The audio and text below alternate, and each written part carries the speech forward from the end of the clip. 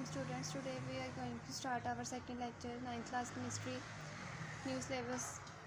हमने पहला चैप्टर अपना स्टार्ट किया हुआ था states of matter and phase changes में।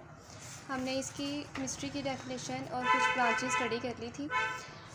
लास्ट लेक्चर हमने एनवायरमेंटल केमिस्ट्री तक डिस्कस किया था। आज हम उससे नेक्स्ट एनालिटिकल केमिस्ट्री से स्टार्ट करेंगे। हाँ जी, तो स्टूडेंट्स एनालिटिकल केमिस्ट्री की अगर हम डेफिनेशन देखें, this branch of chemistry deal with the analysis of different substances. It involve separation, identification, determination of the concentration of component present in the material things. बेटा analytical chemistry जो है वो सारी की सारी एनालिसिस के बारे में है। मुख्तलिफ सब्सटेंस हैं हमारे पास, सॉलिड है, लिक्विड है, गैसेस हैं, फिनिश प्रोडक्ट्स हैं यानी वो प्रोडक्ट बन चुकी हैं या फिर अभी वो अंडर प्रोसेस हैं। उन सब की हम सेपरेशन करते हैं यानी वो किन किन कंपाउंड से चीज़ मिलके बनी है। आइडेंटिफिकेशन करते हैं कि अगर कोई कंपाउंड प्रेजेंट है तो वो कौन सा कंपाउंड है, और उसके बाद डिटर्मिनेशन करते हैं कि उनमें मुख्तलिफ जो कंपाउंड प्रेजेंट है उनकी कितनी कितनी कंसनट्रेशन जो है वो वहाँ मौजूद थी।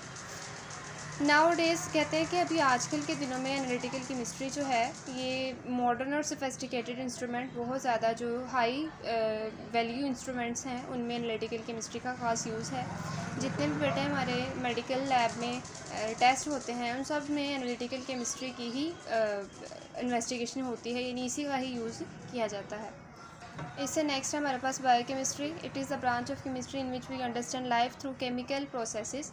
It is the study of chemical substance and vital process occurring in living organism. लफ्ज़ बायो से ही हमें इतना अंडरस्टैंड हो रहा है कि it is all about life, यानी जो भी केमिस्ट्री लाइफ के इर्द गिर्द घूमती है वो हम उसे बायोकेमिस्ट्री में देखते हैं।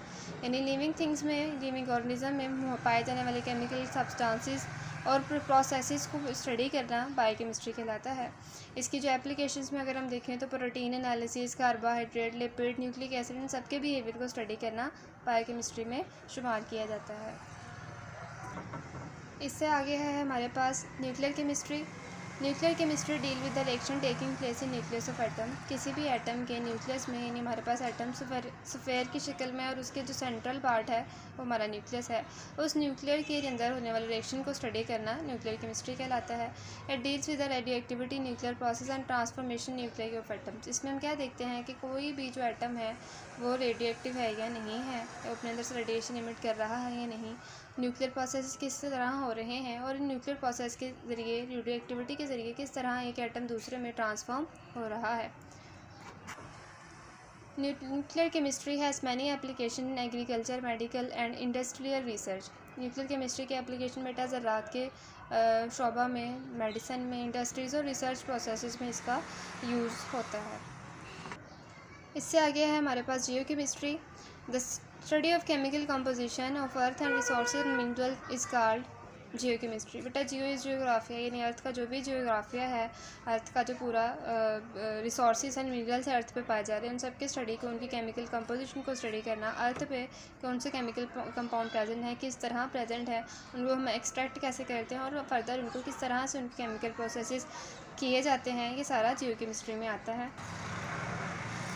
जियो केमिस्ट्री की जो एप्लीकेशंस हैं वो है एनवायरमेंटल मॉनिटरिंग में, यानी हम ये पहले से ही प्रेडिक्ट कर लेते हैं वेदर का कि वेदर किस तरह, किस एरिया में किस तरह का वेदर है, रेनी है, सनी है, क्या होने वाला है. फॉरेस्ट्री और मेडिकल रिसर्च में यानी हम अर्थ के जोग्राफिया से ही प्रेडिक्ट करते हैं, उसमें वहाँ पर पाई जाने वाली जो इन्वायरमेंट है वहाँ से हम एस्टिमेशन करते हैं कि कोई भी केमिकल कंपाउंड कहाँ मौजूद है, किस कंसिस्टेंसी के साथ मौजूद है और वहाँ पे उसके इन्वायरमेंट में क्या क्या चेंजेस आ रहे हैं और आने वाले फ्यूचर में किस तरह आएंगे.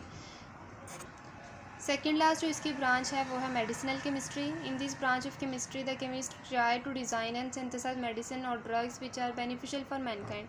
ये वो ब्रांच है जिसमें जो केमिस्ट हैं यानी जो इनको एनालिसिस करते हैं, केमिस्ट्री एक्सपर्ट हैं, वो इस कोशिश में होते हैं कि वो इस तरह की मेडिसिन जनरेट करें. यानी यहाँ पे मेडिसिन और ड्रग्स का यही मकसद है, यानी इस तरह की लाइफ सेविंग मेडिसिन वो डिज़ाइन करते हैं, सिंथेसाइज करते हैं जो किसी इंसानियत के लिए फ़ायदे में यूज़ हो.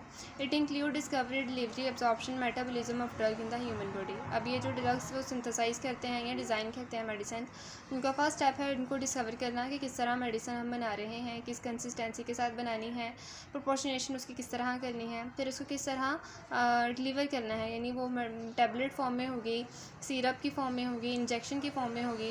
एब्जॉर्प्शन वो किस हद तक बॉडी में एब्जॉर्ब होगी, किस टाइम तक वो करेगी, मेटाबॉलिज्म ऑफ द ड्रग और उसका बॉडी के ऊपर किस तरह फिर असर आएगा, इन सारी स्टडी को हम मेडिसिनल केमिस्ट्री में डील करते हैं।